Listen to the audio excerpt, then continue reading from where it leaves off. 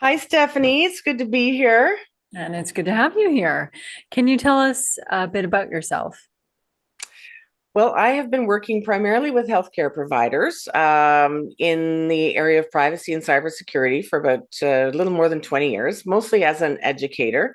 I did start in the dental industry and have pretty much stayed here my entire career. But now my focus is every day is on teaching and helping people working with healthcare data be able to use technology and leverage technology, but really do it safely with all of the kind of crazy stuff we see going on with regards to cybercrime and breaches and the threats of AI and stuff. Mhm. So Mhm. So what made you decide to pursue your business? I had been, as I said, working in the healthcare industry for a number of years. I Mhm. started in basically pharmaceuticals and medical devices as a trainer, as a sales rep, introducing really cutting edge technologies to mostly dentists, surgeons, and so on. I started to see a trend happening around the year 2000 towards electronic medical records. And because my brother's in tech, I became fascinated about what it could do, how it could really revolutionize healthcare, and it has. And I just followed a path from there. So learning how to integrate and leverage these types of technologies. And then, what became very obvious in the last 10 years, especially, and that is that the very things that connect us and allow us to make better diagnostics or treatment plans for patients, they're also the very things that are putting our businesses in healthcare at risk. And the need for better, more affordable cybersecurity tools and education for these types of healthcare providers. What have the barriers been for you in your entrepreneurial journey? Um, I would say in the beginning, really just sort of understanding how to bring this type of thing Mhm. into market when a lot of people hadn't really felt or seen the threat yet. It's really apparent now. The news puts it in our face every day. But trying to show people that they need something when they haven't experienced the pain yet, right? Now, again, it's so obvious. Everyone knows somebody who's been breached or had a virus thing take out their business for at least a few days. So the conversation's easier. I think so. The unfortunate thing is that bad things have to happen before people can embrace the idea that they need to spend money, and not just money but time to learn how to protect themselves against it, right? Mhm. How were you able to fund your business? I was pretty lucky. Back in the early 2000s, I hitched on to my brother's technology business, which was a IT service provider and technology integrator, and was able to grow that business with him. And that really provided the financial foundation for my one company, at least, to exist, and that's Alexio, which is Mhm. uh, cybersecurity software for dentists and other small healthcare type practices. And I have what my day to day is now is with my other company called Myla Training Company. This is an education company, Mhm. but they've everything's pretty much been self funded with the exception of uh, some of the great BDC loans that were available during COVID, and then we leveraged SIBA as well to add some more automation to our business because automation is really what we're all about. Mhm. And so really those things have allowed, and then just having working really hard. Like it's hard to grow and it's hard to grow fast without the big amounts of capital. Um, and I know there's challenges with that, especially for female-owned businesses. I Mhm. fortunately didn't have to do that. We did get some family seed money. I don't know, maybe about 10 years ago as well. So we've been able to just sort of take us a grow slow uh, attitude and just instead of working hard and spending 6 or 9 months to fundraise, I just decided that maybe self-funding through trying to use that time wisely to sell to people instead was going to work out better. Mhm. And how do you hope to see your business grow? Well, my company Alexio has it's is the leader in its own right in Canada, especially for the area of dentistry, cybersecurity. We're the only ones, and Myla is the only online um, dental focused training hub as well. We currently offer mostly just privacy and cybersecurity courses, but there's been some interest from other types of people that, for example, do things like websites or general practice management consulting to be providing their content on our platform as well. I'm really lucky too because I've been in this industry for a long time and I've become fairly well known.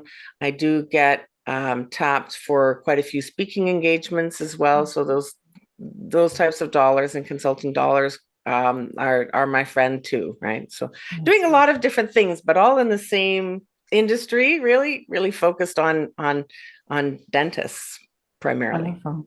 And what's one piece of advice you could give others or offer to others who would like to follow in your footsteps? Well, it's probably going to be about 10 times harder than you ever thought it was. Once you get in, you're in and you just got to keep going, and it's not going to seem like you should at times. I think we have a tendency to give up too early, some of us. Some of us are also not wise enough to know when we should abandon something. Um, one of the things that was probably one of my only regrets was getting slowed down by other people's uh, advice, input.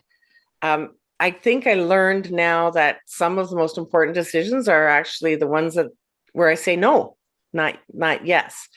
A lot of people say, "Oh well, oh you do this for dentists. Oh, you should do this for lawyers," and then before you know it, you're getting too big. So really stay focused. Trust your own vision. Don't get distracted. Don't be afraid to say no, and use math to decide when you should be abandoning something, Mhm. not your feelings, right? Or when Yeah, you should be sticking to something. excellent. I love that. So why did you join the Canadian Women's Chamber of Commerce? Oh, it was a long time ago. I think it was when it was just newly formed. I'm thinking around 2018 or something. And I went, Nancy, I thought she was fascinating. She ran this beautiful event.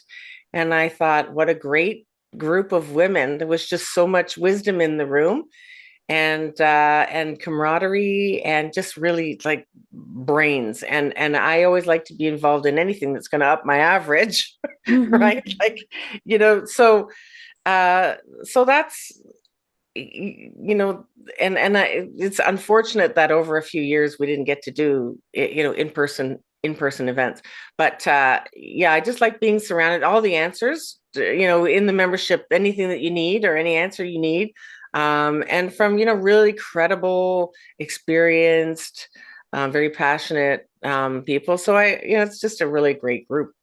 Wonderful. And what are the top three benefits you've gotten? Well, I would say for sure that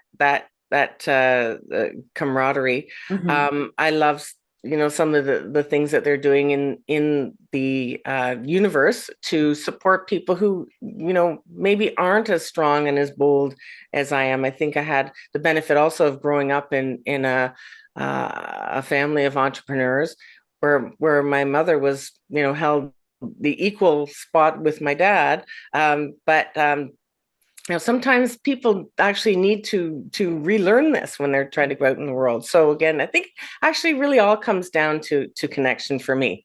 I know that the chamber's doing amazing work when it comes to funding, not as relevant to me because I've always self-funded or funded from, or haven't had the kind of business, I guess, that's needed massive amounts of injection of cash that way. But I think I'm seeing the chamber do a lot of good work in that respect as well, which is so important. Mhm.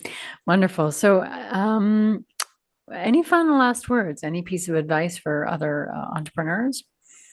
Well, my mission really is to make the world safer and smarter online. To that end, we're all using technology in every corner of our lives. I really want people to embrace um, it sounds confusing, the word cybersecurity and everything that's involved in that, but we really need to be embracing it as a basic life skill. If you look around in your own person and your family, in your home, in your car, every point where technology is connecting to the world is a point where you can be exploited. Um, Email, the most notorious offender there, I guess. But I think what my mission would be is to just get as many people as possible to really make it as normal as figuring out what face cream they're going to use or what shoes they're going to buy. This is just something that we need to constantly have at the top of our minds, especially when we're business owners. We become the guardians of other people's information, and we can't ignore it. We don't want to be the one that has a business that causes a breach, and then that's the reason we go poof overnight, right? Mhm. So Absolutely. education is king, right? So Mhm. And so how can people reach out to you? I can be reached at Anne, ANNE, at Myla, MYLA dot training. That's my training company email address. And I'm on LinkedIn, of course. Mhm. Not as fancy on Twitter and other platforms, but at least for LinkedIn for sure. Excellent. Excellent. Thank you so much for being here, Anne. Thank you, Stephanie. Take care. You too.